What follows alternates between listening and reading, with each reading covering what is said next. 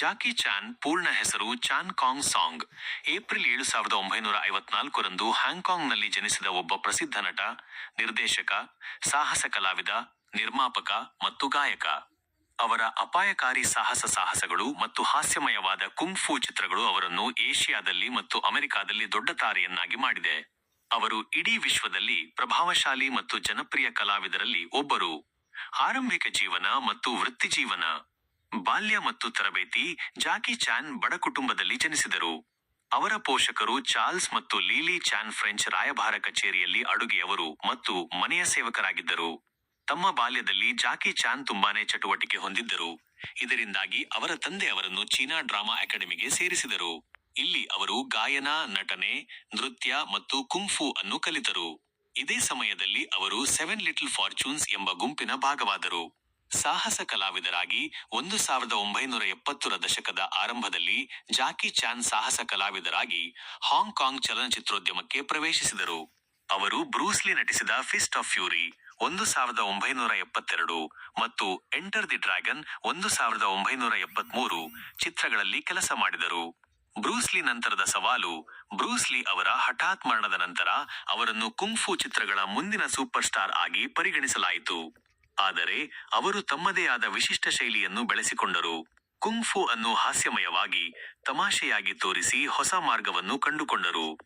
Break through ಮತ್ತು ಅಂತರರಾಷ್ಟ್ರೀಯ ಯಶಸ್ಸು.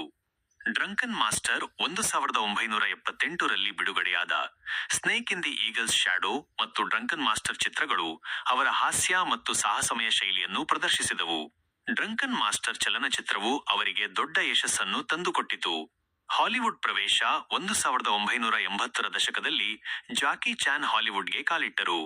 ದಿ ಬಿಗ್ ಬ್ರಾಲ್ 1980 ಮತ್ತು ಕ್ಯಾನನ್ ಬಾಲ್ ರನ್ 1981 ಚಿತ್ರಗಳಲ್ಲಿ ನಟಿಸಿದರೂ ಅವು ಯಶಸ್ಸು ಗಳಿಸಲಿಲ್ಲ. Hong Kong super star. ನಂತರ ಅವರು ಹಾಂಗ್ಕಾಂಗ್ಗೆ ಮರಳಿದರು.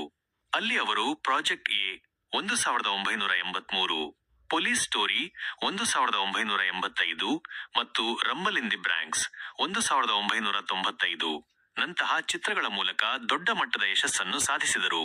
ಈ ಚಿತ್ರಗಳಲ್ಲಿ ಅವರ ಭಯವಿಲ್ಲದ ಸಾಹಸಗಳು ಮತ್ತು ಅಪಾಯಕಾರಿ ಸ್ಟಂಟ್ಗಳು ಜನರನ್ನು ಬೆರಗುಗೊಳಿಸಿದವು.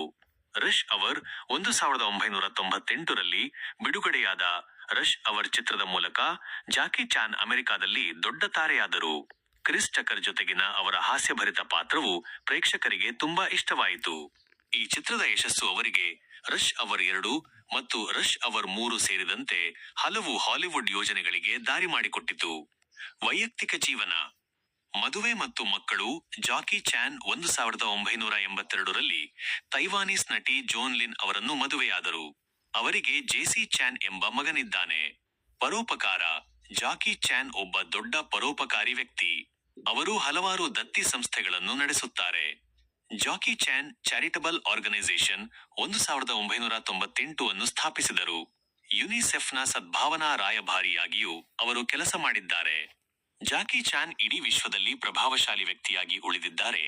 ಅವರ ಸಿನಿಮಾ ವೃತ್ತಿಜೀವನವು 60 ವರ್ಷಗಳಿಗಿಂತಲೂ ಹೆಚ್ಚು ಕಾಲ ವಿಸ್ತರಿಸಿದೆ ಮತ್ತು ಪ್ರಪಂಚದಾದ್ಯಂತ ಅವರ ಚಿತ್ರಗಳು $5.8 ಶತಕೋಟಿ ಹೆಚ್ಚು ಗಳಿಸಿವೆ.